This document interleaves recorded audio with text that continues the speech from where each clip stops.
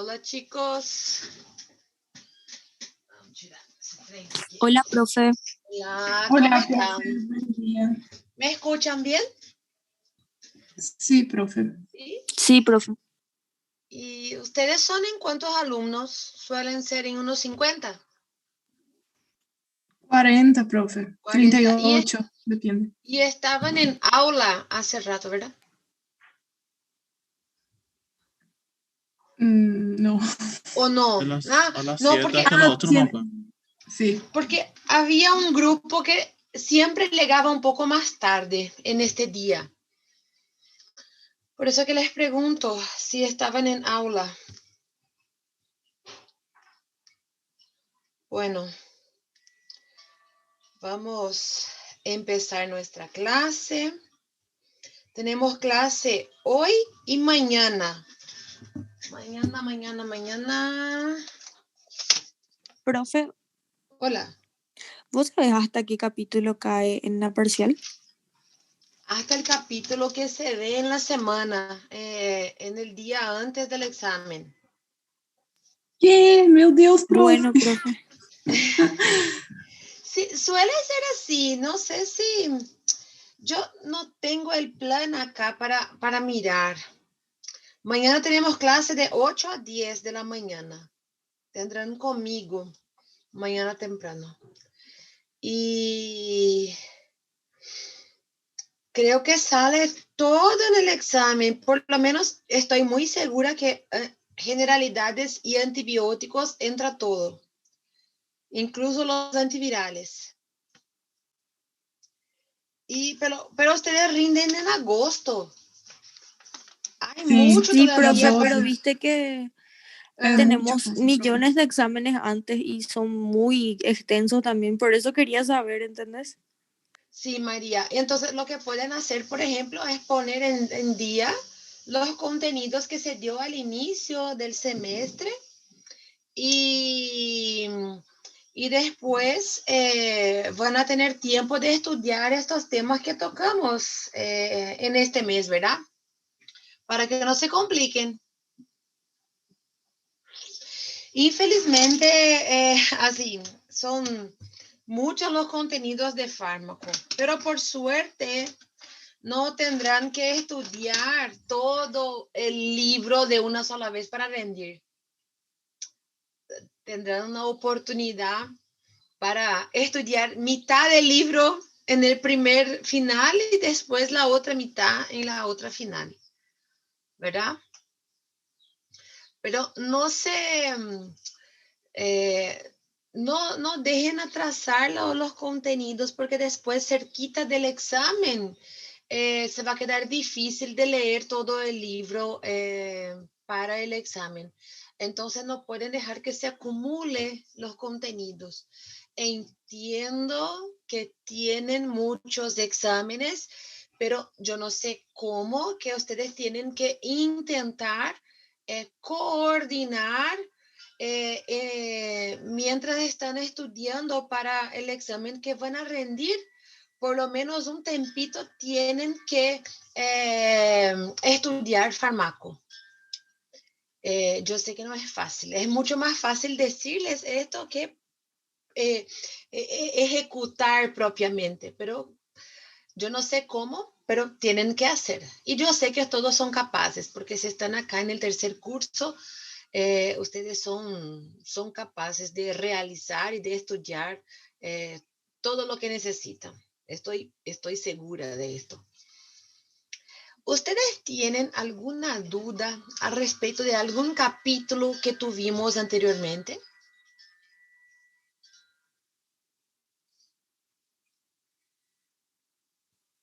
Profe, ainda não. Eu ainda tô meio longe de onde a gente já tá. Tô tipo lá no 64 e a gente já tá no 69. Não, mas ainda que você tá no 64. É a Lara que tá falando, Mas né? Pra mim não aparece quem tá falando. Aqueles do começo lá, dei só uma passada por cima, mas tem que voltar. Porque faz... Yo hasta el 3 nomás vi hasta ahora, profe. José está más atrasado todavía.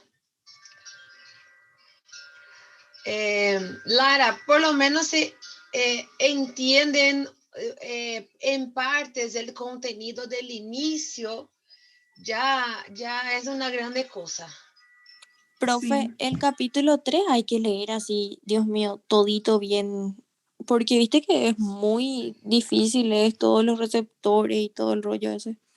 Déjame abrir el libro acá, María, y voy a evaluar, porque yo no toqué este capítulo con ustedes, ¿verdad? Yo ya empecé en los capítulos más, el capítulo, ¿cuál fue? ¿El 5? Porque No, yo, por ejemplo, 6, voy a dejar 7. para el final leer así nomás, porque es demasiado extenso y muy complicada las cosas que dice, ¿entendés?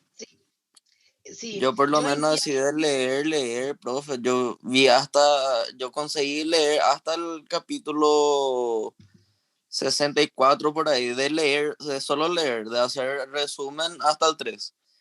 Pero no vi mucha cosa importante en esos primeros capítulos, del capítulo 2 al capítulo 9. Así Bueno, sinceramente, así no vi cosas que nosotros hablemos otra vez dentro de la parte de antibióticos, esas cosas. En la realidad lo que pasa es que vos entendés lo que decimos al respecto de farmacodinamia, de farmacocinética, porque determinadas reacciones ocurren, porque ya tienen una noción por los capítulos iniciales. Porque lo que pasa es que si llego acá y ya de pronto empiezo a hablar de los antibióticos o de cualquier otro fármaco, no van a entender nada.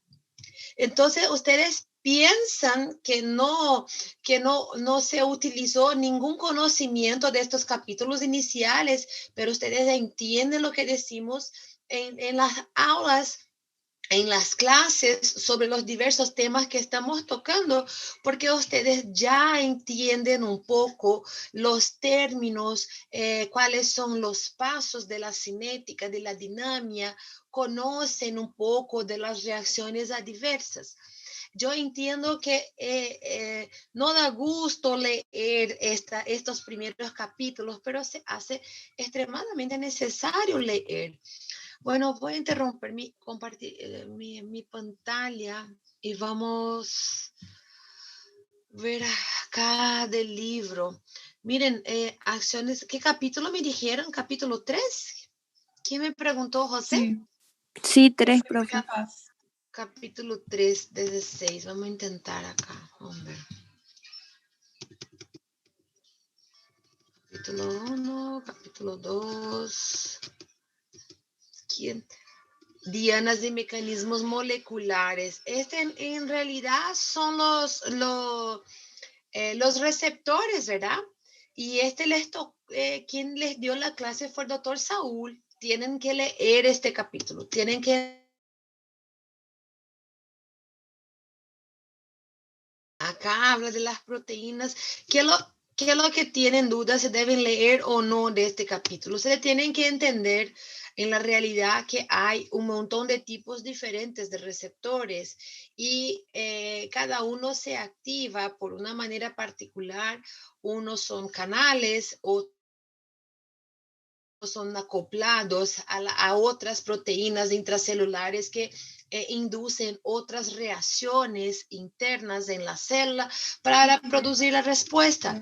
Y ahí ustedes tienen que entender cómo ocurren estas activaciones, porque después que lo que pasa es que cuando nos toca hablamos específicamente de la acción de los fármacos sobre sus receptores, principalmente no los fármacos que nosotros estamos estudiando, los antimicrobianos y los antivirales, sino que los fármacos que actúan sobre nuestras células propiamente dichas. Y entonces ustedes van a entender mejor por qué tienen que leer y entender estos capítulos iniciales. ¿Cómo empezamos con los antibióticos? Todavía ustedes piensan que esto están estudiando de balde. Y en la realidad no es así, porque cuando nos toca estudiar dónde actúan los beta bloqueantes, dónde actúan los beta 2 agonistas, y ahí entonces van a entender sobre estos receptores. Y van a tener que que leer y por lo menos entender el mínimo posible que se pueda sobre estos capítulos, ¿verdad?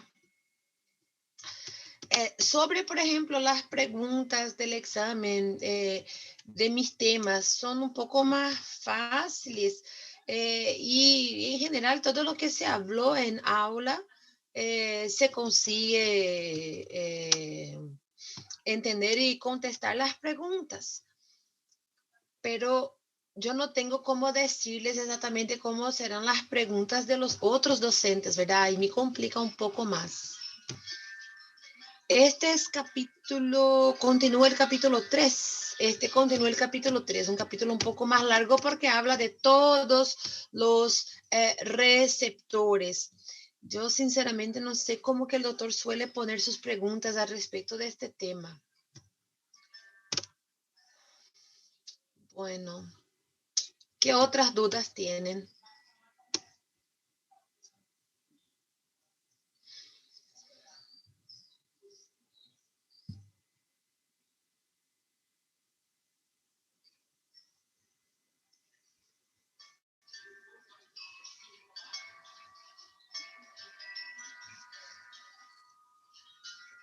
Bueno, vamos a volver a compartir.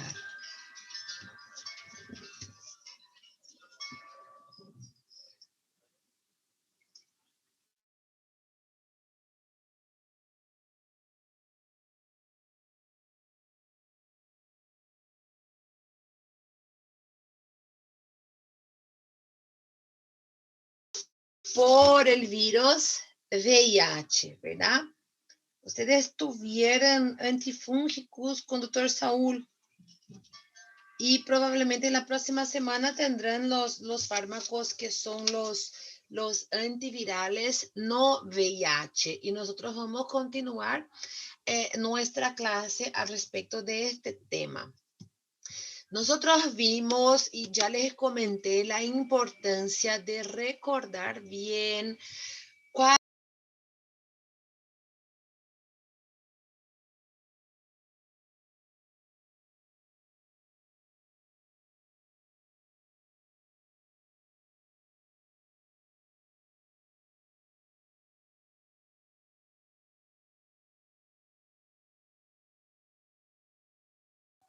Hola.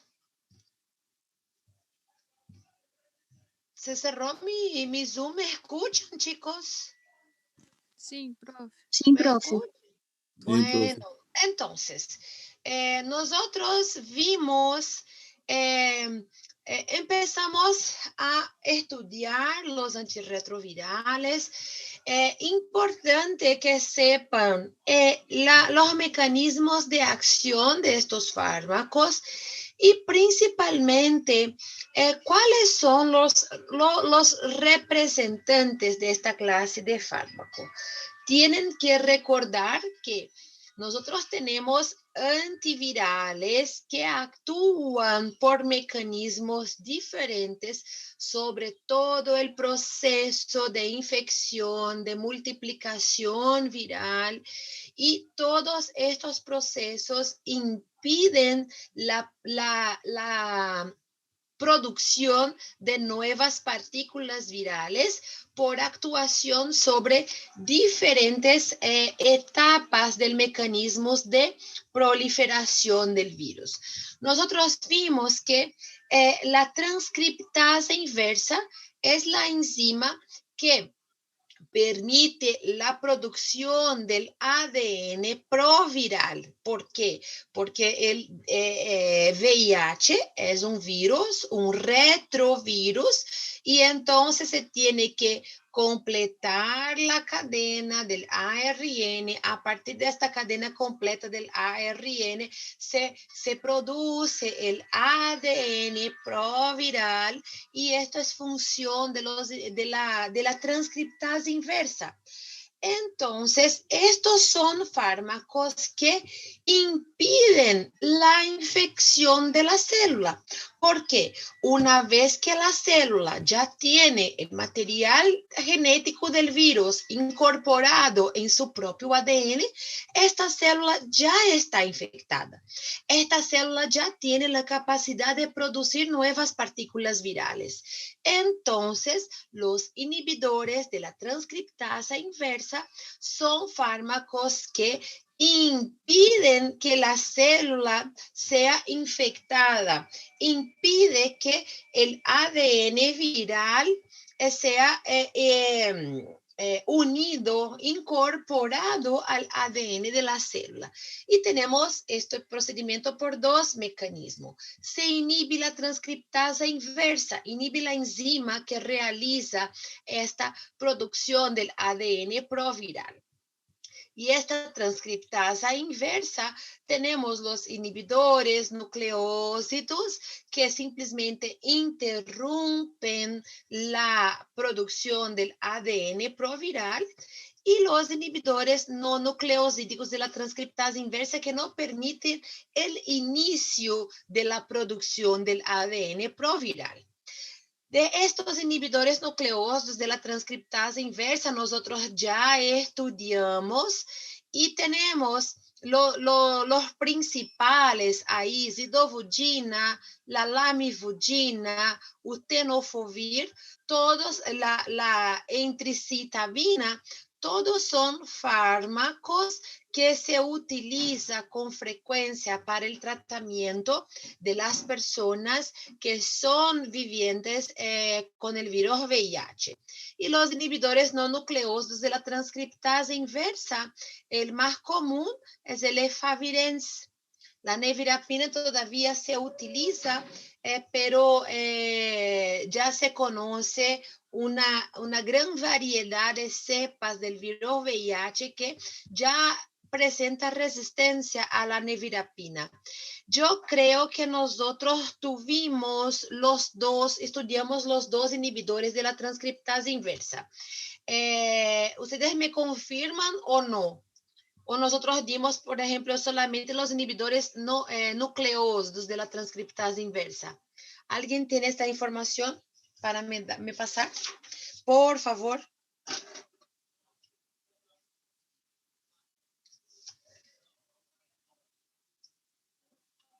Oi. Lara, Duda, Diego, alguém me ajuda? Juliette. Bruno tá muito quieto, acho que você nem tá aí, Bruno. Eu tô sim. Não tá reclamando de nada, né, doutora? Não tá quieto. Tá, Bruno, exatamente. Você lembra, Bruno, onde nós paramos? Eu acho que eu terminei os inibidores não nucleósidos. Você lembra ou não? Doutora. Prof, você ficou nessa tabela. Fiquei na tabela? Qual Foi. tabela será? Nossa, eu já mudei meu slide. Essa daí, prof. Então, é isso que eu ia falar agora. Eu lembro dessa tabela na última aula. Ficou aí. Ah, impossível ter ficado. Não, você não entrou nessa parte. Sim, prof, porque a aula começou um pouco tarde. Ah, então tá. Então vamos lá. Tá bom, fiquei, né? Aquele dia deu problema no... Tinha caído o problema. Isso. Foi isso mesmo. Poxa vida. Então tá bom. Tudo bem, nós vamos ter tempo. Bom, entonces vamos a continuar de esta diapositiva. Bueno, entonces miren que tenemos los dos diferentes grupos de fármacos que actúan inhibiendo la transcriptasa inversa. Tenemos los inhibidores de la integrasa, que ahí ellos actúan por mecanismos diferentes y que impiden la integrasa. ¿Se recuerdan que es la enzima que permite la incorporación del ADN provírico que ya se formó y incorpora en el ADN viral, en el ADN celular? Principalmente de los linfocitos TCD4, que son las células que son blanco, ¿verdad? De los antirretrovirales. Después tenemos los inhibidores de las proteasas, que tenemos los más comunes, atazanavir, darunavir, fosamprenavir. El ritonavir se suele utilizar asociado a otros inhibidores de proteasa y vamos a ver por qué. Y tenemos los inhibidores de la entrada. Y estos inhibidores de la entrada simplemente evitan que el virus consiga entrar en el citoplasma de los linfocitos TCD4. Y entonces impiden que el virus consiga infectar a las células. Y tenemos los inhibidores de la fusión, la infuvirtida, y los antagonistas de los receptores, que el Maraviroc y Vicriviroc, que estos, vamos a decir que son prácticamente los últimos medicamentos que tenemos a disposición para utilizar para infecciones por el virus VIH. Entonces, nosotros vamos a empezar con los inhibidores de la transcriptasa inversa. Estos son fármacos que nosotros utilizamos para impedir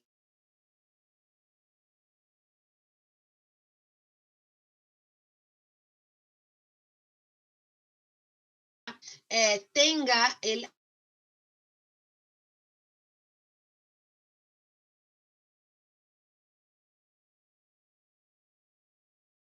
ellos promueven su función. Miren que ellos sufren un proceso de fosforilación intracelular que permite a generación de varios trifosfatos, varias sustancias que prácticamente inactivan a la transcriptasa inversa, y la transcriptasa inversa no consigue continuar la producción del ADN provírico. Miren que la transcriptasa inversa está promoviendo la producción del ADN provírico, y los inhibidores nucleócidos, ellos interrumpen este alargamiento del ADN provírico. ¿Por qué? Porque compiten con los nucleócidos naturales que son incorporados para formar la fita de la hebra del ADN viral. Bueno, el primer antirretroviral conocido es la acidovudina. Les comenté que fue el primer antirretroviral que se empezó a utilizar para el tratamiento de las infecciones por el virus VIH. Y antiguamente se utilizaba como monoterapia. Pero ya sabemos que utilizar medicamentos como monoterapia no es eficaz y permite el desarrollo de resistencia del virus a los antirretrovirales. Entonces, quiero que desde el inicio ya sepan que cuando nosotros estamos hablando de infecciones por virus VIH, nosotros utilizamos politerapias. Nosotros utilizamos varios fármacos antirretrovirales al mismo tiempo. Y entonces nosotros tenemos una eficacia y una menor probabilidad de inducción del desarrollo de resistencia de los virus a los antirretrovirales. Miren que la acidovudina, o más conocido como AZT, es activo frente al virus VIH-1, VIH-2, HTLV-1 y 2. Bueno, el mecanismo de acción nosotros ya vimos que interrumpen la producción del ADN provírico, y ellos actúan de manera competitiva con los nucleócidos que ya están disponibles para ser utilizados por la transcriptasa inversa. No presenta efectos sobre las células infectadas por el virus. ¿Por qué que no presenta efectos? Porque las células que están infectadas por el virus ya tienen el ADN viral incorporado en su ADN en el núcleo de la célula. Por tanto, ya son células que presentan la capacidad de producir partículas virales. Entonces, este fármaco y todos los inhibidores nucleósidos no actúan en las células que ya tienen el material genético del virus incorporado en su ADN. Y siempre va a ser más activo sobre los linfocitos activados porque estos linfocitos activados que tienen una mayor cantidad de estas enzimas, acá la chimidicinase, difosfatocinase. Y entonces va a presentar una mayor activación de estos fármacos en el interior del citoplasma celular. Los virus pueden producir resistencia a largo plazo, pero para que se produzca el mecanismo de resistencia a la acidovudina, se hace necesario múltiples cambios, múltiples mutaciones genéticas del ADN viral. Y entonces no se genera una resistencia con facilidad, justamente porque nosotros utilizamos los fármacos asociados a otros antirretrovirales. Bueno, miren que la acidovudina es de seguridad del grado C durante el embarazo. Es un fármaco que no sufre interferencia en su absorción cuando administrado con los alimentos y su administración suele ser 2 veces al día. Nosotros sabemos que los antirretrovirales son fármacos que inducen con frecuencia reacciones adversas, pero la gran mayoría de las reacciones adversas de los antirretrovirales, ellos desaparecen en las primeras semanas. Entonces, siempre que vamos a empezar el tratamiento con antirretrovirales, y nosotros llamamos de TARV, tratamiento antirretroviral, a un paciente les vamos a informar que puede ser que presente algunas reacciones adversas como cefalea, reacciones del tracto gastrointestinal como dolor, diarrea, náusea, vómito, pero que el paciente debe intentar continuar con el tratamiento porque los beneficios son mucho mayores. Y debemos informar que con el paso del tiempo, estas reacciones adversas suelen desaparecer. La principal reacción adversa que causa la acidovudina es la anemia. Entonces, siempre tenemos que controlar a estos pacientes a cada tiempo, por ejemplo, cada 3 meses, evaluar cómo se encuentra le pedir un hemograma y evaluar su hemoglobina, su hematocrito, y también evaluar los granulocitos, porque suele presentar granulocitopenia, ¿ok? Cuando el paciente presenta hepatotoxicidad grave al uso de la acidovudina, nosotros tenemos que suspender de manera inmediata. ¿Por qué? Porque está actuando directamente sobre el hígado y entonces debemos de retirar todo el proceso que está ahí produciendo la agresión hepática. También el paciente puede presentar dolores musculares debido a miopatías musculoesqueléticas. El paciente también puede presentar una acidosis láctica debido a esta miopatía. Mire que la acidovudina, ella interacciona con algunos fármacos y entonces nosotros debemos de tener cuidado cuando nosotros administramos varios fármacos mientras el paciente utiliza acidovudina en su tratamiento antirretroviral, como la morfina y la codeína, que son fármacos analgésicos opioides, el Proberecid, que es un fármaco que utilizamos para tratamiento de gota, los AINES, incluso la aspirina y el fluconazol, que es un antifúngico. Todos estos fármacos y muchos otros aumentan el tiempo de semivida de la acidovudina porque interfiere en el metabolismo de ella. Y la ribavirina actúa antagonizando la acidovudina y entonces no va a permitir su efecto como antirretroviral. indicamos siempre los antirretrovirales asociados a otros antirretrovirales y todos nosotros tenemos como indicación a los adultos, pero no todos a los niños.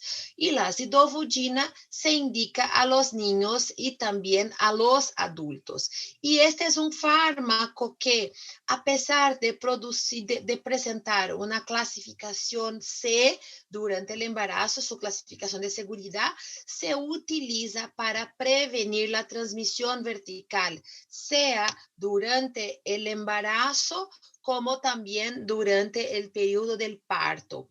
La única indicación de zidovudina como monoterapia sería una indicación aguda, tratamiento agudo, para evitar la transmisión vertical de la mamá a su bebé durante el trabajo de parto y durante el parto. Se suele administrar zidovudina de 4 a 3 horas antes del parto y se continúa administrando de manera continua hasta el clampeo del cordón umbilical del bebé. Y sabemos que este clampeo ocurre de manera inmediata. El bebé nació, ya se clampea y corta su cordón para evitar el contacto de la sangre materna con la sangre del bebé y permitiendo ahí una prevención de la transmisión vertical a este bebé. Y también se utiliza como uno de los fármacos que se usa como profilático post-exposición al virus VIH. ¿Y en qué situaciones tenemos exposición al virus VIH? Por ejemplo, durante agresiones sexuales. Nosotros tenemos exposición al virus VIH cuando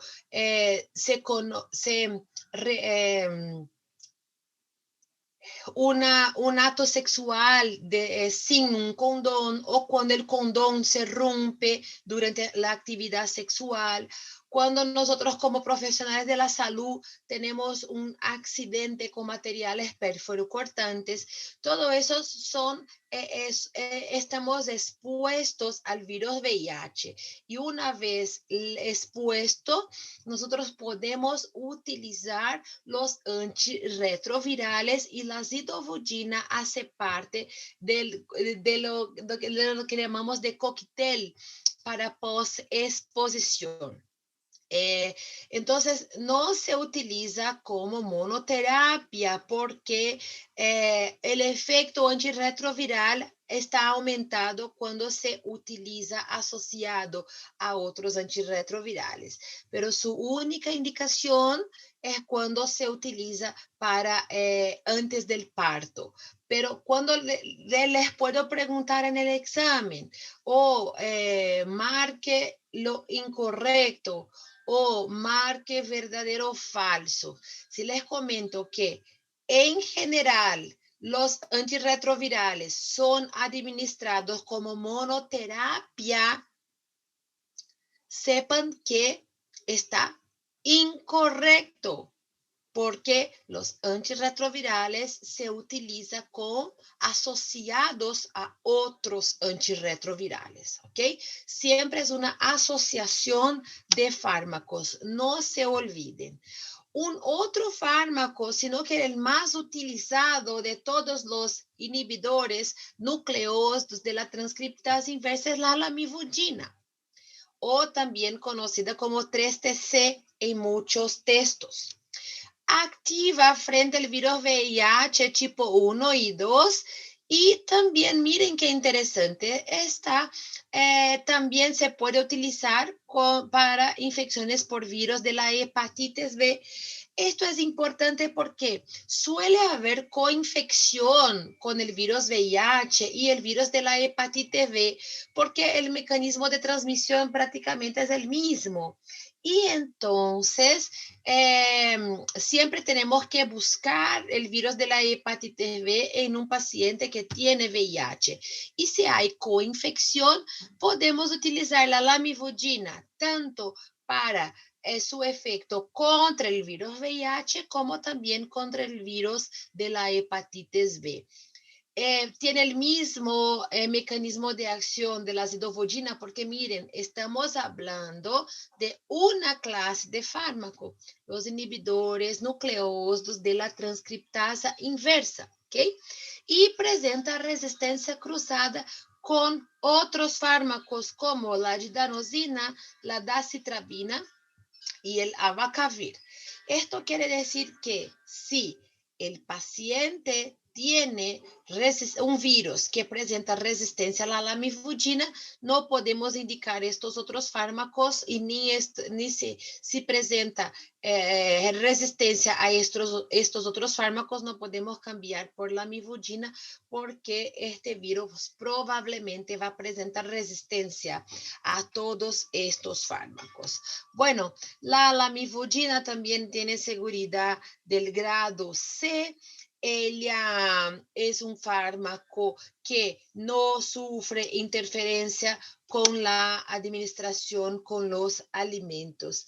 La lamivudina suele presentar una buena tolerancia, una tolerabilidad cuando se utiliza en el tratamiento antirretroviral, porque es uno de los antirretrovirales que presenta menor toxicidad. Tenemos los efectos adversos más comunes, como las manifestaciones del tracto gastrointestinal. Tenemos alteraciones del sistema nervioso, como cefalea y neuropatías periféricas. Y ahí tenemos neutropenia, lipodistrofia y pancreatitis. Y cuando se presenta, por ejemplo, pancreatitis, tenemos que suspender de manera inmediata el fármaco. Y debemos recordar que si estamos utilizando lamivudina en un paciente que presenta una coinfección a VIH y virus de la hepatitis B, nosotros tenemos que cuidar cuando suspendemos el fármaco, la lamivudina del paciente, porque puede haber una reactivación de la hepatitis B cuando se suspende el tratamiento, porque la lamivudina también actúa deteniendo la proliferación del virus de la hepatitis B. Las indicaciones de la lamivudina, infecciones tanto en adultos como en los niños y también infecciones contra el virus de la hepatitis B. Y siempre asociado a otros antirretrovirales. Un otro inhibidor nucleósido de la transcriptasa inversa es el abacavir. Este es un fármaco que también actúa contra el virus VIH tipo 1 y 2 y contra el virus de la hepatitis B. Y miren que la administración del abacavir es en forma de profármaco. El abacavir propiamente necesita sufrir una metabolización para se activar a carbovir TP, y este sí es el principio activo que tiene acción propiamente sobre la transcriptasa inversa. Entonces el abacavir se administra como profármaco y él va a ser convertido en carbovir TP. El mecanismo de acción va a ser lo mismo de los anteriores y no desarrolla resistencia con rapidez. ¿Por qué? Porque se hace necesario múltiples cambios, múltiples mutaciones en el material genético del virus para que se produzca mecanismos de resistencia a este fármaco, y que también produce resistencia cruzada a los otros inhibidores nucleósidos de la transcriptasa inversa. El abacavir también tiene riesgo de seguridad de clase C durante el embarazo, no sufre interferencia cuando se administra con los alimentos y pasa la barrera hematoencefálica. Los efectos adversos de estos fármacos, miren que tenemos, el libro nos describe una síndrome de hipersensibilidad que cuando ocurre es potencialmente fatal. el paciente puede presentar solamente una fiebre o una náusea con dolor abdominal o presentar una fatiga. Pero si él presenta exantema maculopapular asociado a estos otros síntomas, debemos suspender de manera inmediata la administración del abacavir porque el paciente está desarrollando una síndrome de hipersensibilidad que puede llevar al paciente a la muerte. Entonces se suspende y se trata el paciente. Con los síntomas y signos que presenta el paciente. Y miren que esta reacción de hipersensibilidad que el paciente presenta es una contraindicación absoluta para nuevas administraciones del abacavir.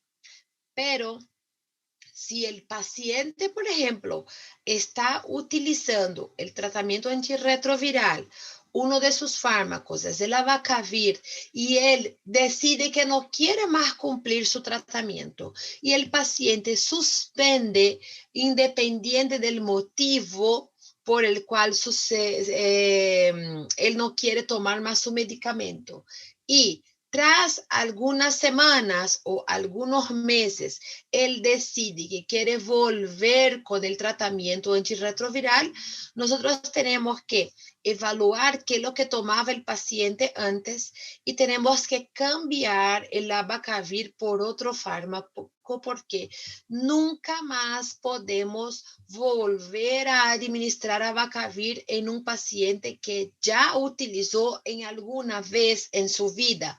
Porque es un fármaco que tiene una gran probabilidad del desarrollo de hipersensibilidad tras la reintroducción de este fármaco en su tratamiento. Entonces, independiente del motivo por el cual hubo la suspensión del abacavir, este paciente nunca más va a ser expuesto a este fármaco.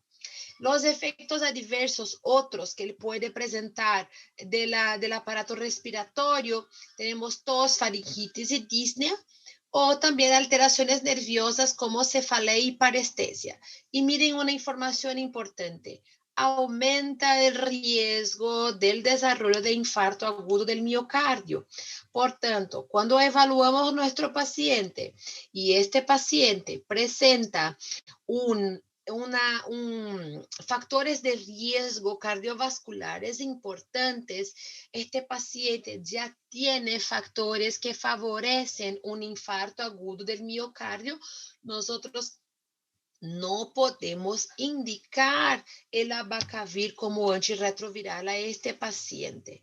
¿Y cuáles son las indicaciones? Infecciones por el virus VIH, tanto para adultos como niños, y claro que siempre asociados a otros antirretrovirales.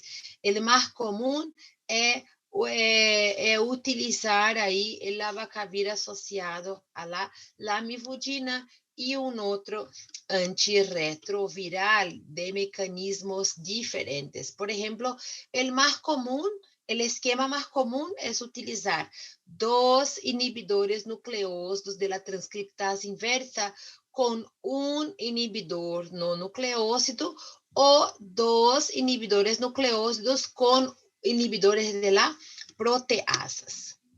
Bueno, un otro fármaco y también es que que se utiliza con mucha frecuencia para el tratamiento de infecciones por virus VIH es el tenofovir. En Brasil, por ejemplo, el tratamiento esquema inicial, esquema primario de primera elección, lamivudina, tenofovir y dolutegravir. 2 inhibidores nucleósidos asociados a un inhibidor de las proteasas. Miren que el tenofovir también actúa contra el virus de la hepatitis B, entonces podemos administrar para los pacientes que tienen coinfección.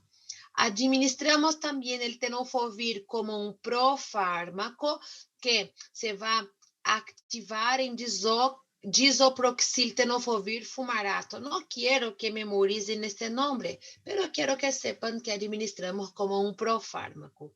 Presenta el mismo mecanismo de acción de los fármacos anteriores y miren que presenta mayor selectividad por la polimerasa viral, no presenta tanta afinidad por la propia polimerasa de la célula, de los linfocitos TCD4, y presenta una menor resistencia cruzada a los otros inhibidores nucleósidos de la transcriptasa inversa.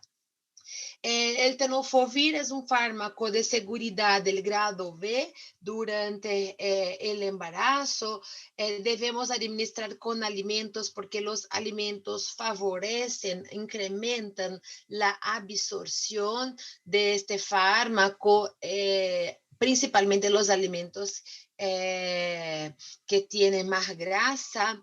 Se excreta a través de las vías renales y por tanto nosotros debemos ajustar la dosis de los pacientes que tienen ahí una disminución de su tasa del filtrado glomerular. El tenofovir presenta algunos efectos adversos y el más importante es la necrosis tubular aguda, un daño renal agudo que este fármaco puede inducir. Y justamente por conocernos este potencial de la necrosis tubular aguda que aumenta la concentración sanguínea de la creatinina, es que debemos controlar la función renal de los pacientes en los primeros meses. Y claro que si conocemos este potencial nefrotóxico del tenofovir, debemos evitar utilizar estos fármacos con otros medicamentos que también son nefrotóxicos. Y además que debemos utilizar con cuidado, con cautela, en los pacientes que ya presentan una enfermedad renal previa.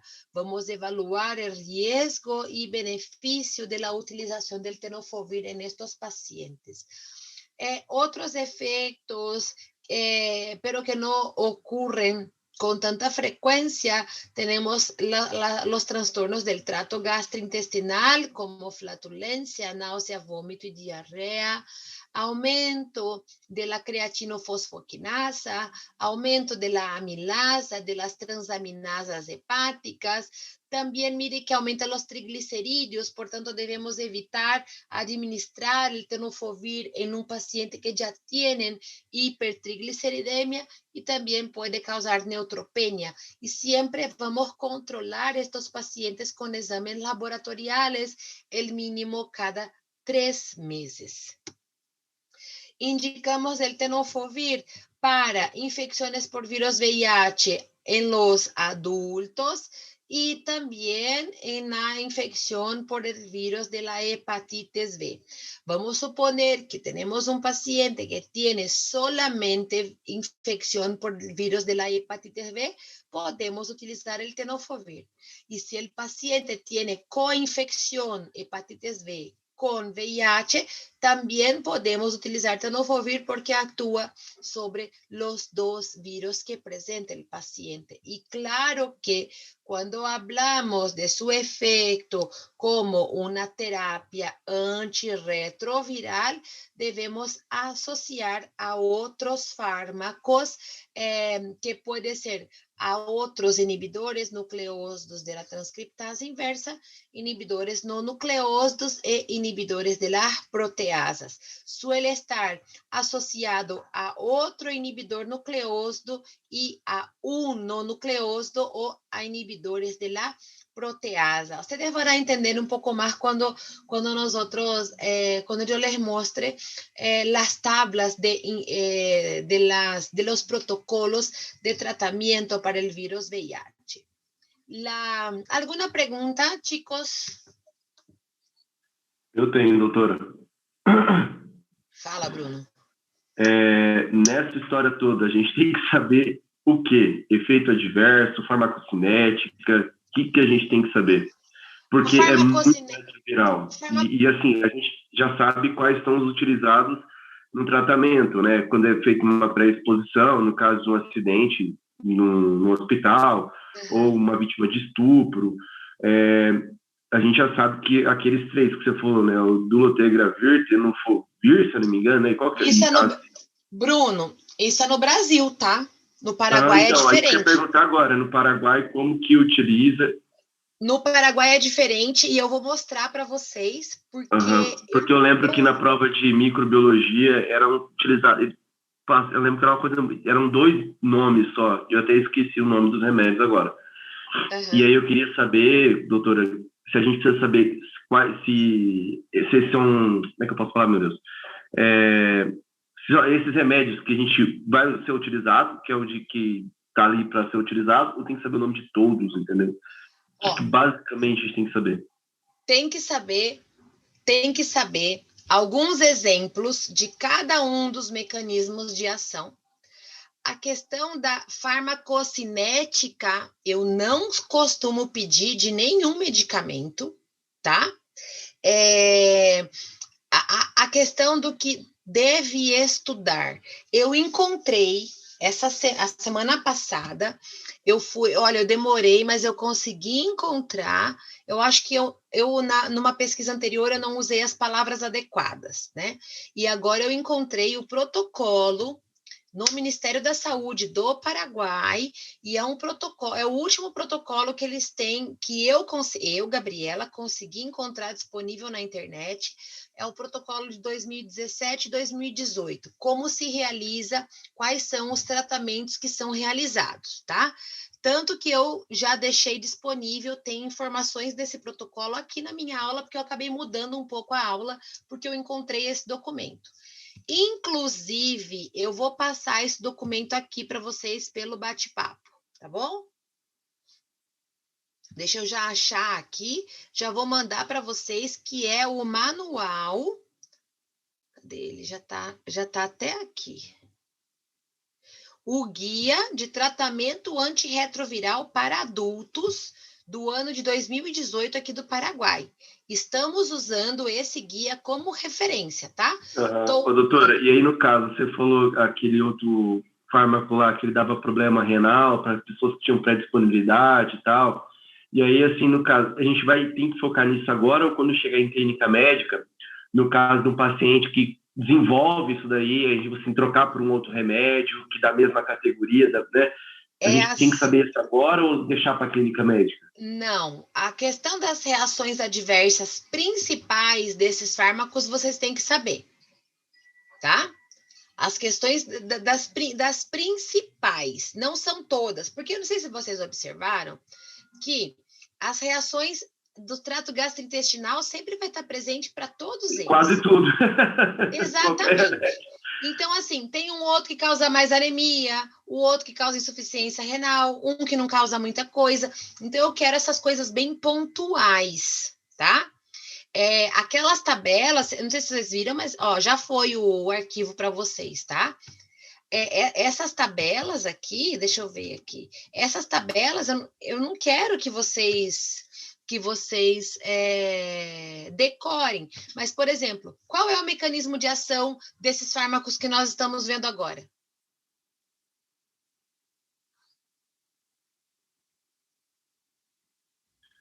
Inibidor de protease?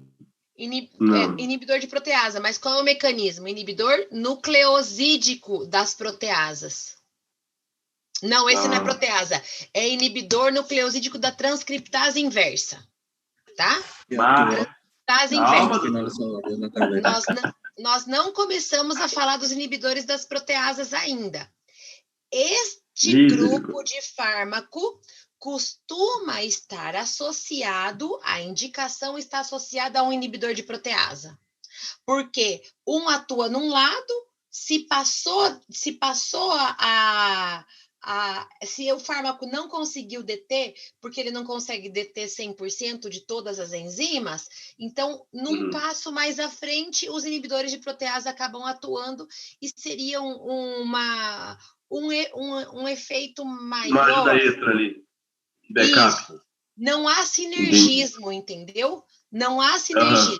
Porém, se algum ADN viral foi produzido, os inibidores de proteasa impedem que eles sejam incorporados no interior da... entendi. Entendeu? Por quê? Tá, agora entendi. Porque esses são inibidores competitivos. Então, se em um determinado momento você tem menos fármaco e mais nucleotídeos ali no interior da sua célula, acabou. Você vai ter enzima que vai conseguir produzir o ADN proviral. Então, são fármacos que atuam por mecanismos diferentes e que se passou do processo do primeiro, pega no processo no segundo. Doutora, e me fala uma coisa. Se o paciente, vamos supor, igual está aqui, né? Você colocou, o paciente teve um problema renal.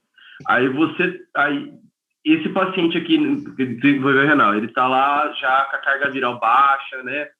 Já está indetectável, está bonitinho, mas deu esse problema renal nele, aí você tem que trocar o fármaco. Sim.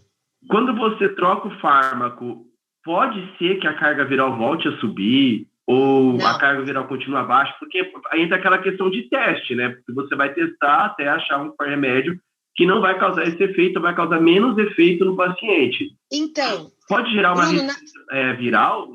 Na verdade, existem protocolos que eles falam, se você tem reações importantes, nós vamos falar no último slide a respeito desse grupo de fármaco, tá? Vou até mostrar aqui para vocês. Vamos lá, vamos ver se eu acho aqui.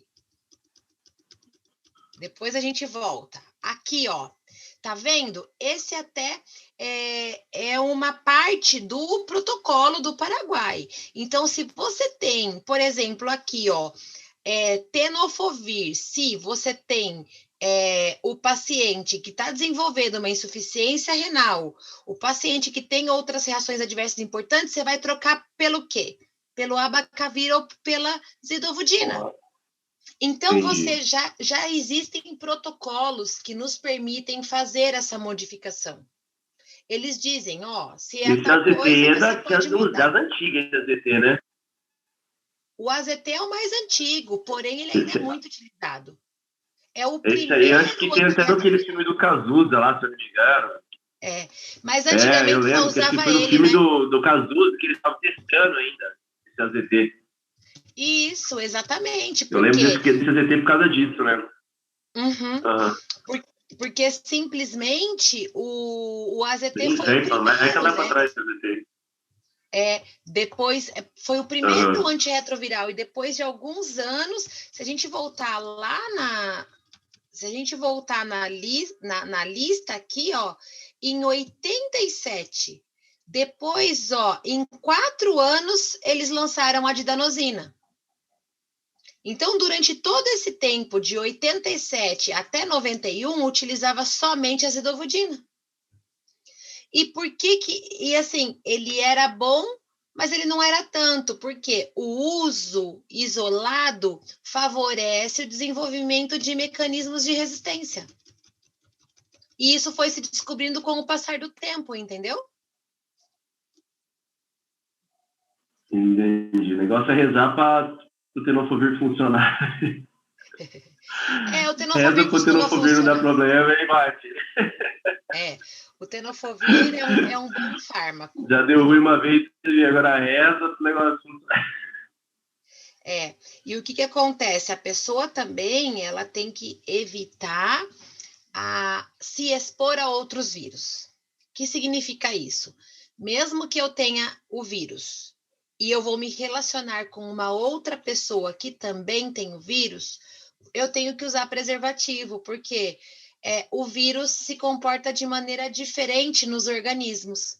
Então, para evitar essa troca de vírus, entendeu? Entre as pessoas que convivem com o vírus VIH. Bueno, la entricitabina, un otro inhibidor nucleoso de la transcriptasa inversa, tiene una particularidad que es muy similar a la lamivudina y por tanto también presenta bajos efectos adversos porque presenta baja afinidad por la ADN polimerasa de la propia célula humana. También actúa contra el virus de la hepatitis B y el virus VIH. Y miren que estudios comprobaron que él es mucho más activa que la lamivudina in vitro. Y entonces se espera que también este efecto ocurra in vivo. La entricitabina presenta seguridad del grado B durante el embarazo, es un fármaco que no sufre interferencia en su administración con alimentos. ¿Cómo se elimina por la vía renal? También se suele ajustar la dosis en los casos de los pacientes con insuficiencia renal. Igual a la lamivudina, suele presentar una buena tolerabilidad, presenta menos reacciones adversas, pero cuando están presentes puede ser cefalea, erupciones cutáneas, las comunes del tracto gastrointestinal, y miren, hiperpigmentación de la piel, palmas de las manos, de planta de los pies. Suele presentar estatosis hepática con acidosis láctica y casos de hepatitis y pancreatitis. Cuando presente estas reacciones, nosotros debemos suspender y cambiar el tratamiento. Y como también actúa contra el virus de la hepatitis B, puede haber una reactivación del virus cuando se suspende el fármaco y no se administra un otro fármaco que detiene al virus de la hepatitis B. También utilizamos en los adultos con el virus VIH y claro que asociados a otros antirretrovirales. La didanosina presenta una gran toxicidad, entonces casi no se utiliza la didanosina en el tratamiento, pero hay algunos casos específicos que sí se suele indicar la didanosina. Y miren que este es un fármaco que está activa en todas las fases del ciclo celular, entonces no actúa solamente en las células que están activadas, sino que en las células que todavía se encuentran en su periodo inactivo. Y igual a los otros presenta la resistencia cruzada.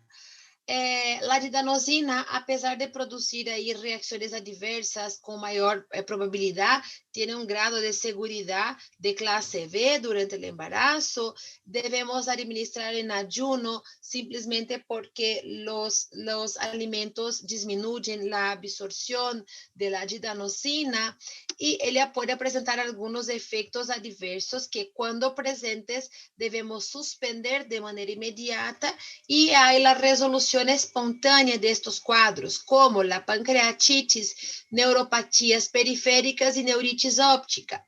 Y estas neuropatías periféricas suelen presentarse en los dos miembros, ¿verdad? Entonces es una neuropatía simétrica y que acomete principalmente los miembros inferiores. Y las pancreatitis son manifestaciones que se va a presentar más comúnmente en los pacientes que ya tienen una historia de pancreatitis en su historia previa, o también en los pacientes que son los alcohólicos. Tenemos reacciones que son frecuentes como esteatosis hepática, acidosis láctica y diarrea, y menos frecuentes cefalea, insomnio y alteraciones de la conducción cardíaca.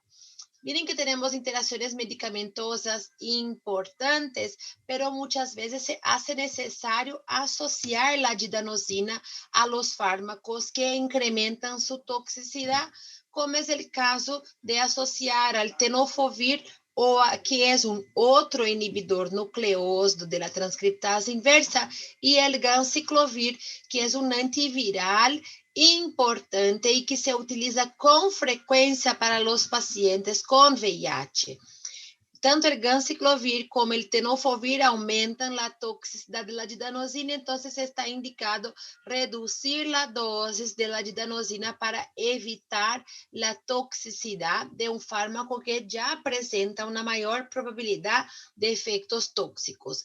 Y tenemos una contraindicación absoluta, que es la asociación del halopurinol con didanosina.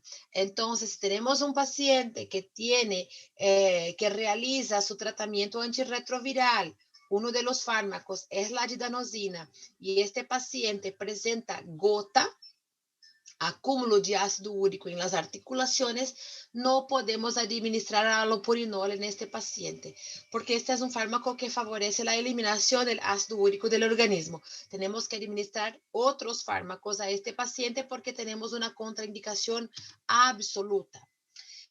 Indicamos la didanosina para infecciones por el virus VIH para pacientes adultos y niños, claro que asociado a otros antirretrovirales, y cuando el paciente tiene insuficiencia renal grave, el ideal reducir la dosis unos 25%. El ideal es no utilizar, el ideal es cambiar el fármaco, la didanosina, por otro inhibidor nucleósido de la transcriptasa inversa. La estavudina, un fármaco que se utilizaba con mucha frecuencia, pero que ya en días actuales no se utiliza, es un fármaco, un antirretroviral contra el VIH tipo 1 y 2. Presenta una mayor efectividad sobre las células que están activadas, justamente porque estas células tienen una mayor cantidad de enzimas que van a favorecer la conversión de la estavudina en los trifosfatos. El AZT e esse DT4, eu não lembro o nome agora de quem é.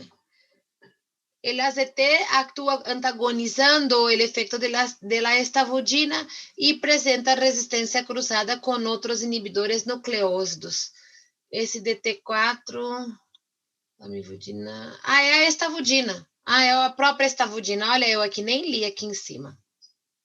Estavudina y AZT son antagonistas, simplemente porque ellos necesitan de las mismas enzimas para se activaren, para serem convertidos en los trifosfatos. Activo contra el virus VIH 1 y 2. La estavudina, grado de seguridad C.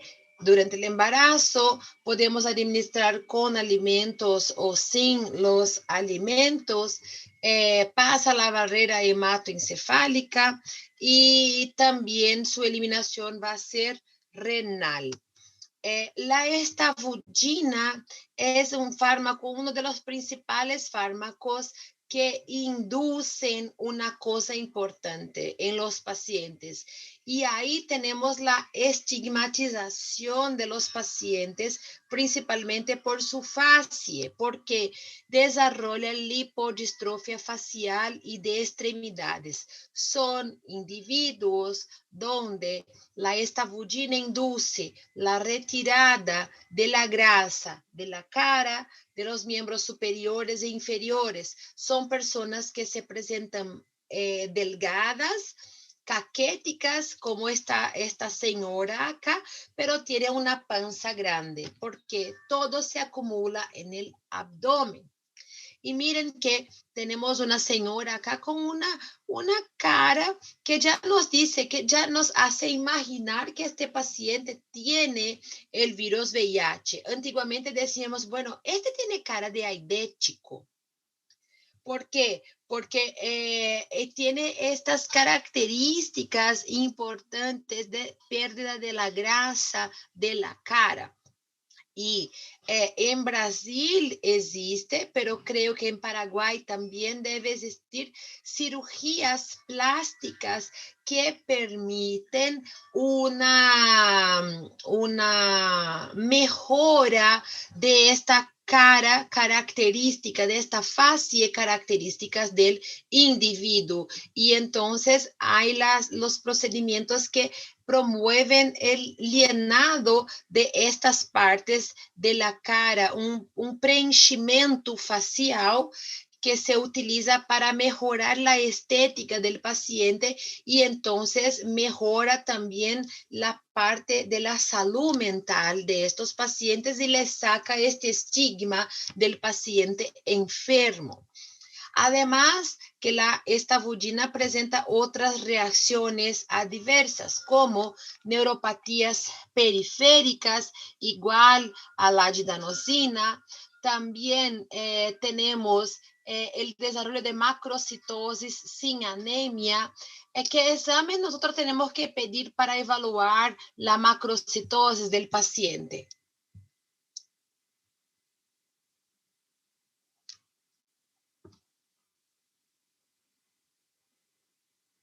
¿Qué examen pedimos?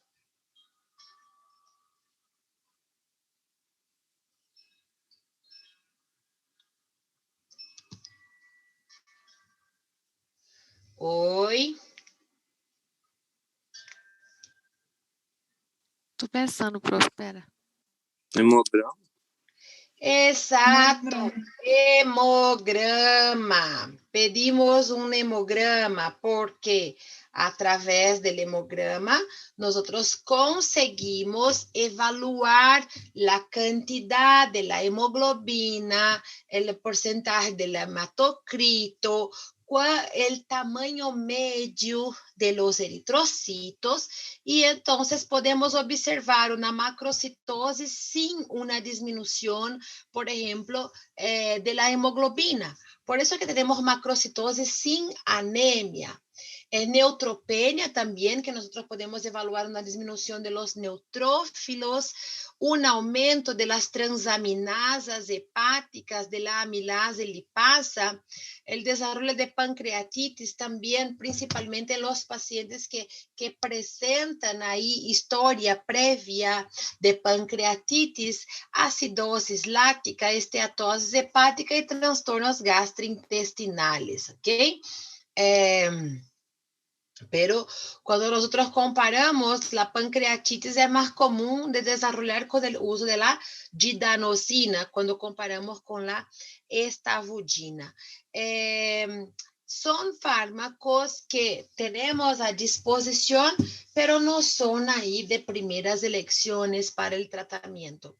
Sepan que los pacientes tienen que siempre controlar. Nosotros vamos a pedir exámenes a cada 3 meses, por lo menos a cada 3 meses, a los pacientes. Hemograma, su función renal, su función hepática, la dosaje del lactato, evaluación importante de sus transaminasas hepáticas, justamente para evaluar los blancos principales de estos fármacos antirretrovirales.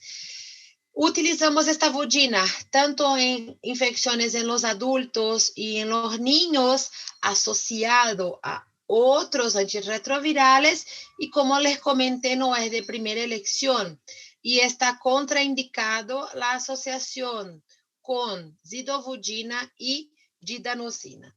Y acá miren que tenemos un cuadro que está en este manual que yo les envié y que nos demuestran, por ejemplo, qué es lo que hacemos cuando el paciente que está en tratamiento con un inhibidor nucleósido de la transcriptasa inversa, cuando él presenta reacciones adversas en las cuales esas reacciones no desaparecen tras algunas semanas del inicio de los antirretrovirales, son efectos adversos que el paciente nos refiere que son intolerables y que el paciente, por ejemplo, ya nos dice, bueno, si no cambia mi remedio, no tomo más, no hago más mi tratamiento.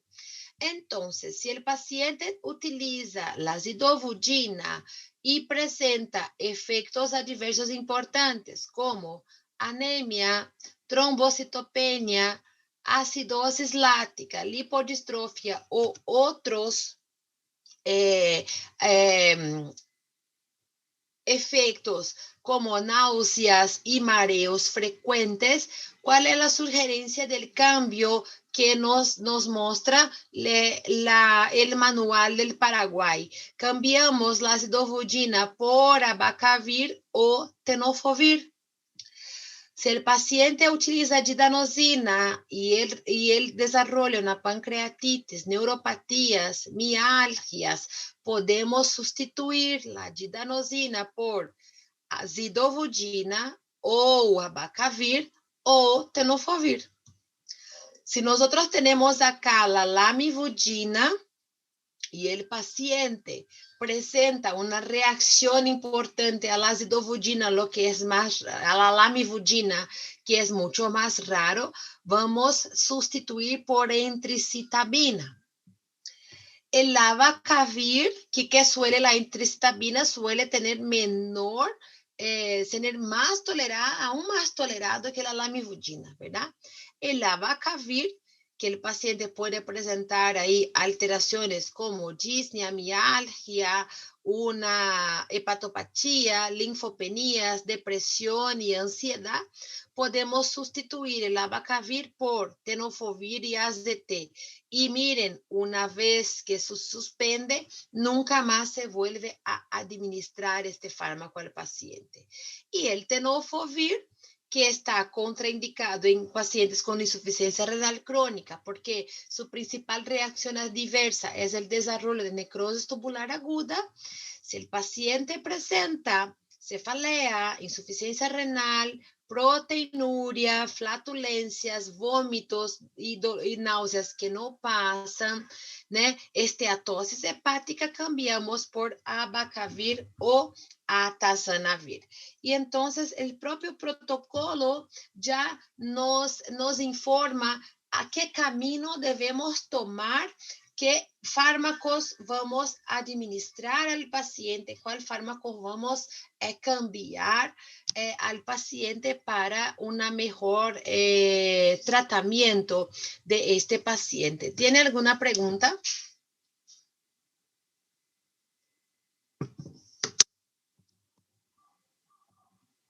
No. Bueno, ¿quieren tomar una agua por 5 minutos y volvemos? Sí. Porque quiero terminar por lo menos los inhibidores no nucleósidos en esta aula. Y ahí en la próxima nosotros terminamos, ¿ok? 5 minutos. Tá bom.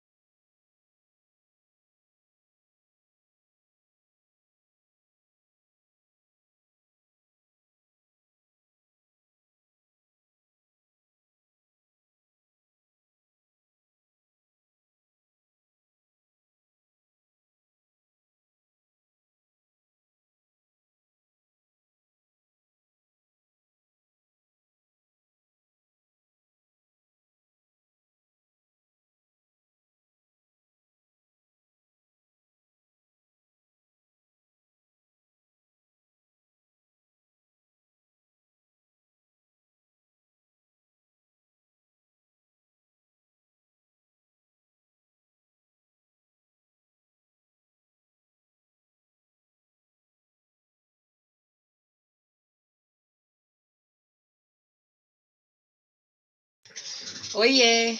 Nossa, 5 minutos passa muito rápido, né? Muito rápido. Vamos lá. Vamos continuar con nuestra clase. Vamos a seguir entonces ahora con los inhibidores de la transcriptasa inversa, pero aquellos fármacos que son los inhibidores no nucleósidos de la transcriptasa inversa.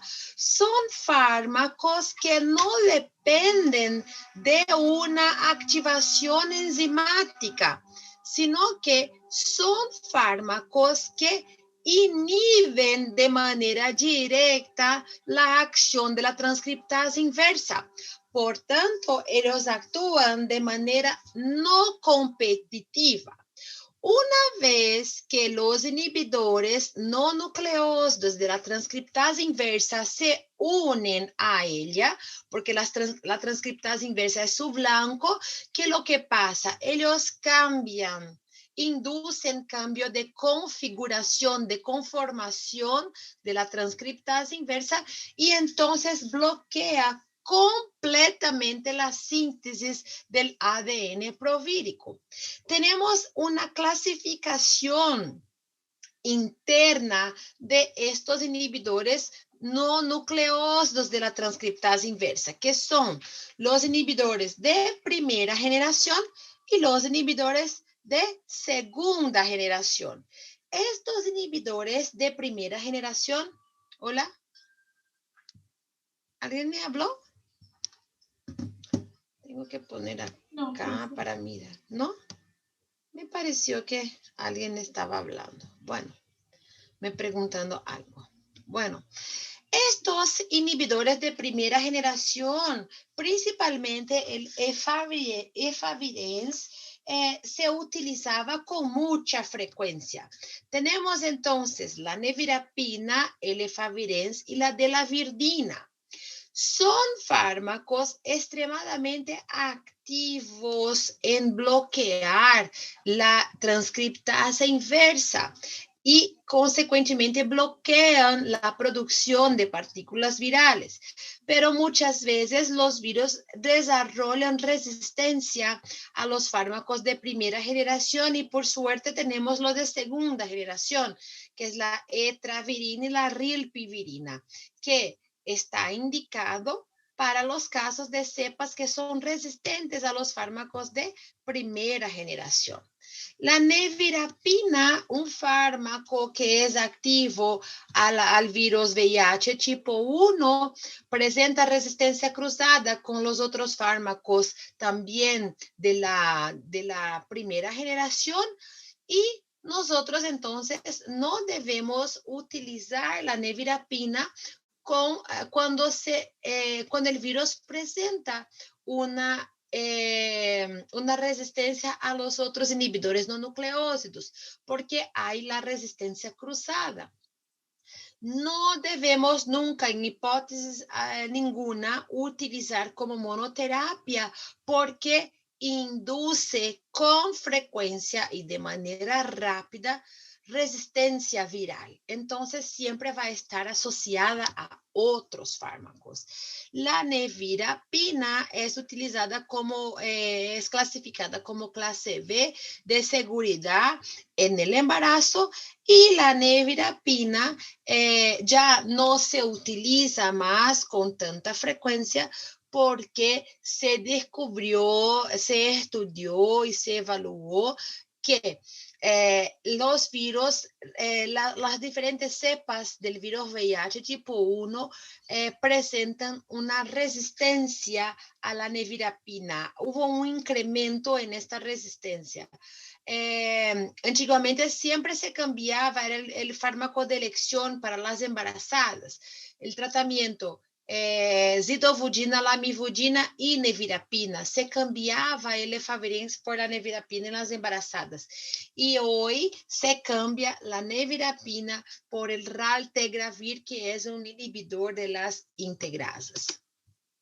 La nevirapina presenta algunos efectos adversos. Miren que hasta 35% de los pacientes pueden presentar exantemas, pero estos exantemas suelen desaparecer tras algunas semanas. Entonces, y son autolimitados. No hace falta, no, el paciente no necesita de un tratamiento exclusivo para estos exantemas, y entonces debemos de comunicar a nuestros pacientes que sí presentan exantema, no deben suspender el tratamiento porque esto se va a presentar con resolución espontánea. El paciente también puede presentar una alteración de las enzimas hepáticas, fiebre, náuseas y cefalea, y el paciente puede presentar en menor proporción síndrome de Stevie-Johnson, que ya hablamos en clases pasadas, y hepatotoxicidad. Hay interacciones importantes entre la nevirapina con otros fármacos, porque la nevirapina es un inductor importante de la enzima CYP3A4. Y miren que es la enzima responsable por metabolizar la rifampicina y anticonceptivos hormonales orales. Entonces, nosotros se suele utilizar rifampicina en el tratamiento con coinfección por tuberculosis, que es extremadamente común, y entonces nosotros debemos evitar la asociación de nevirapina con la rifampicina, porque sabemos que la nevirapina va a disminuir el tiempo de acción de la rifampicina, pudiendo comprometer el tratamiento contra el Mycobacterium tuberculosis. Y las mujeres que utilizan nevirapina y que están en el periodo en su edad fértil deben utilizar otros métodos anticonceptivos no hormonales, como los métodos de barrera, para evitar el embarazo. Y la cimetidina y los macrólidos, cimetidina un antihistamínico, H2, y los macrólidos, una clase de antibióticos, aumentan la concentración de la nevirapina, pudiendo inducir el desarrollo de reacciones tóxicas. Indicamos la nevirapina en infecciones en los niños y en los adultos, y claro que asociados a otros antirretrovirales. El efavirenz, de los antirretrovirales, de los inhibidores no nucleósidos, es el que presenta una gran potencia antirretroviral, actúa sobre el virus tipo 1 y presenta como clase D de seguridad durante el embarazo. Y cuando administrado de manera aislada como monoterapia, induce el desarrollo de resistencia con rapidez. Miren que acá tenemos las informaciones más importantes sobre el efavirenz. Un fármaco potente como inhibidor que actúa inhibiendo la transcriptasa inversa, es un inhibidor no nucleósido y que presenta algunas reacciones adversas que son particulares, porque son frecuentes e importantes, y muchas veces justifica el cambio y justifica el motivo por el cual el paciente no quiere más continuar con su tratamiento antirretroviral, que son las alteraciones neurológicas importantes, porque el paciente puede referir pesadillas vívidas. Simplemente el paciente tiene sueños y que él piensa que está viviendo aquel sueño. Las pesadillas vívidas son comunes, tanto que cuando nosotros vamos a indicar este fármaco a nuestros pacientes, le tenemos que comunicar: señor, señora, este fármaco presenta algunas reacciones que son un poco diferentes, pero sepa que estas reacciones desaparecen tras 4 semanas del uso con estos fármacos, y el beneficio del uso del efavirenz supera ahí estas reacciones que el paciente puede presentar, y debemos de decir la importancia que el paciente siga con su tratamiento, porque estas reacciones van a desaparecer tras algunas semanas. Y vamos a decir al paciente que puede ser que él tenga sueños vívidos, que él tiene insomnia, disminución de la concentración, sueños anormales, mareos, disforias, y raro que el paciente desarrolle trastornos psicóticos y alucinaciones. Por tanto, si nosotros ya tenemos un paciente con historia y un diagnóstico de esquizofrenia o de trastornos neuropsiquiátricos importantes, nunca le podemos administrar el efavirenz porque va a empeorar todo el cuadro de este paciente. Como reacción adversa, la más común es el exantema, que también desaparece tras algunas semanas. El exantema es una reacción autolimitada que desaparece de manera espontánea. Entonces, el paciente debe continuar con su tratamiento. Él puede presentar los trastornos gastrointestinales, incluso hipercolesterolemia y aumento de las transaminasas. Si el paciente ya tiene trastorno, una hipercolesterolemia, no debemos administrar este fármaco. Vamos a buscar otros fármacos que causan menores daños al hepatocito. Y más raro de ocurrir, la síndrome de Stevie-Johnson. Y miren, es el único antirretroviral que se comprobó su teratogenicidad en los primatas, en las cobayas primatas, ¿ok? Y es un dato importante, pero hay indicaciones durante el embarazo. Las interacciones medicamentosas del efavirenz ocurre porque él puede inducir o inhibir la misma enzima citocromo 3A4 y que es responsable por metabolizar un montón de otros fármacos, incluso metabolizar otros antirretrovirales, que puede disminuir la concentración de estos fármacos o incrementar la concentración de estos fármacos, ¿ok? El efavirenz nosotros indicamos para infecciones por virus VIH tipo 1 en adultos y los niños, claro que asociado a otros antirretrovirales. Suele ser el tratamiento de primera elección asociado a 2 otros inhibidores no nucleosos de la transcriptasa inversa. La etravirina, un otro fármaco inhibidor no nucleoso de la transcriptasa inversa, y que miren que también actúa sobre el virus VIH 1 y 2. Etravirina es un fármaco de la segunda generación de los inhibidores no nucleosos, por tanto utilizamos cuando el virus presenta resistencia a los inhibidores no nucleosos que hablamos anteriormente. Tiene algunas reacciones adversas que son comunes, pero no presenta aquellas manifestaciones clínicas neurológicas. Y entonces, si el paciente, por ejemplo, no soporta las alteraciones del efavirenz, me faltó decirles que aquellas reacciones neurológicas llamamos de loco del efavirenz, que el paciente que tiene insomnia, irritabilidad y que desarrolla estas reacciones con las pesadillas vívidas. Interacciona con un montón de otros antirretrovirales, por tanto, está contraindicado completamente asociar a otros inhibidores no nucleócidos y también principalmente a los inhibidores de las proteasas. Indicado para los adultos, no está indicado a los niños. Y la rilpivirina, la otra opción que tenemos de inhibidores no nucleócidos y que hace parte de los inhibidores de la segunda generación. Nosotros tenemos ahí la rilpivirina, un fármaco que administramos de preferencia con alimentos porque presenta una mayor absorción cuando se administra con los alimentos, presenta una buena tolerabilidad y pocos efectos adversos, principalmente cuando comparamos a los otros inhibidores no nucleócidos. Y acá tenemos el cuadro que yo retiré del manual del Paraguay.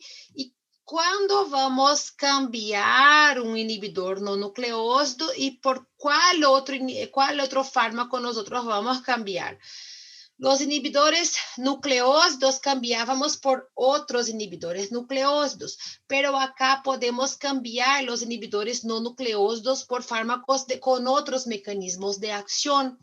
Miren que tenemos la nevirapina, cuando el paciente presenta el rash cutáneo, pero aquel rash cutáneo que es más grave, que sería la síndrome de Stevens-Johnson, fiebre, aumento de las transaminases o hepatitis, podemos cambiar por atazanavir con ritonavir, o lopinavir y ritonavir, que son inhibidores de las proteasas, o podemos cambiar por el dolutegravir, que son los inhibidores de las integrasas. Tenemos el efavirenz, y nosotros nunca vamos a administrar efavirenz a aquellos pacientes que ya presentan alteraciones, enfermedades neuropsiquiátricas, pero si el paciente pasa a presentar las reacciones adversas que consideramos el loco del efavirenz y que estas reacciones no revierten tras 4 semanas del uso del efavirenz, podemos cambiar el fármaco por nevirapina cuando la queja del paciente son los síntomas neuropsiquiátricos, o podemos cambiar el efavirenz por atazanavir, ritonavir, o lopinavir, ritonavir o dolutegra, igualito a la nevirapina. Si el paciente presenta, por ejemplo, va a cambiar por las alteraciones neuropsiquiátricas, podemos cambiar por nevirapina. Pero si tenemos que cambiar por otros motivos, como el rash cutáneo, aumento de las transaminasas, ahí podemos cambiar por los inhibidores de las proteasas. Y la etravirina, que nosotros debemos utilizar principalmente cuando el paciente presenta resistencia a la efavirenz o nevirapina, y ahí le damos etravirina al paciente. Si este paciente presenta reacciones adversas importantes a la etravirina, tenemos que cambiar por otros fármacos, pero ahí existe un comité evaluador de especialistas que va a definir para aquel paciente cuál debe ser el fármaco que va a sustituir la etravirina en su tratamiento. Preguntas, chicos.